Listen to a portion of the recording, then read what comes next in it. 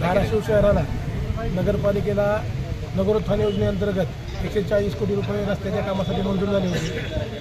February 2024 मध्ये 140 कोटी रुपयाच्या रस्त्याच्या कामाला प्रशासकीय मंजुरी मिळाली होती। शासन आदेश असा आहे त्यामध्ये की प्रशासकीय मंजुरी मिळाल्यानंतर 7 दिवसामध्ये निविदा प्रक्रिया राबवून 90 दिवसामध्ये निविदा प्रक्रिया पूर्ण करून प्रत्यक्षामध्ये कामं चालू करणं अपेक्षित होतं। आपण बघितलं की शहरामध्ये सत्ताधारी पक्षाच्या नेते मंडळींनी जाहिरातबाजी केली, होर्डिंग लावले, पेपरला जाहिराती दिल्या की धाराशिव शहर बदलतंय, 140 कोटी रस्त्याला मंजूर। परंतु अद्याप 9 महिने झाले, अद्यापपर्यंत रस्त्याची कामं चालू नाहीत। सत्ताधाऱ्यांनी जनतेला वेठी धरायचं काम केलंय।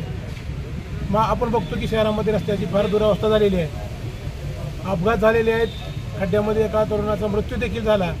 परंतु सत्ताधाऱ्यांनी याचं फक्त राजकारण करण्याचा प्रयत्न केला, त्याच्यामध्ये त्याची धन्यता मानली गेली। त्यांनी सत्ताधाऱ्यांनी जाणून बुजून या निविदा प्रक्रिया अडकवण्यात आलेल्या आहेत। आज आम्ही माननीय जिल्हाधिकाऱ्यांना निवेदन दिलंय की 140 कोटी रुपये मंजूर आहेत रस्त्याला, परंतु जाणून बुजून नागरिकाला वेठीत धरलं जात आहे, निविदा प्रक्रिया अडकवण्याचा प्रयत्न केला जातोय।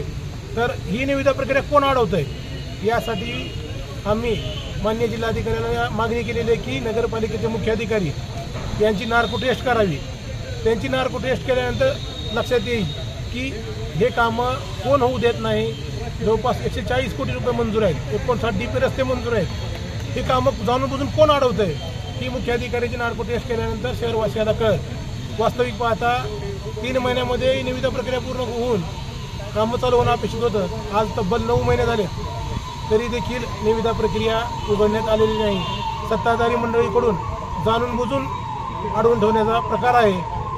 जिल्हाधिकारी यांनी चौकशी समिती नेमून तात्काळ यावर निर्णय घ्यावा, अन्यथा शिवसेनेच्या वतीनं आम्ही आंदोलन करण्याचा इशारा या ठिकाणी दिलेला आहे।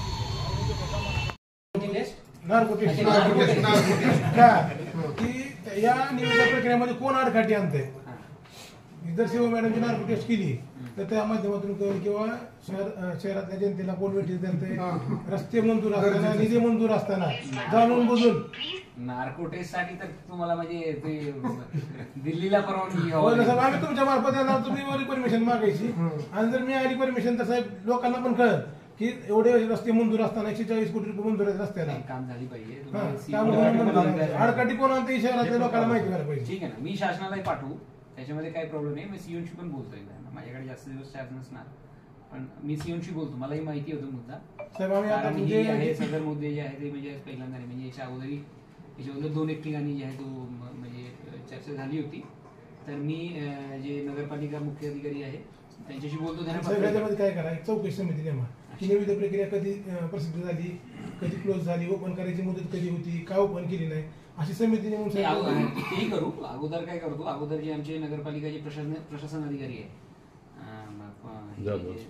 इकडे जे डोके साहेब, त्यांना एक पत्र काढतो आम्ही की सध्या याच्याबद्दल म्हणजे 3 दिवसात त्याची अहवाल सादर करा की काय झालं नेमका।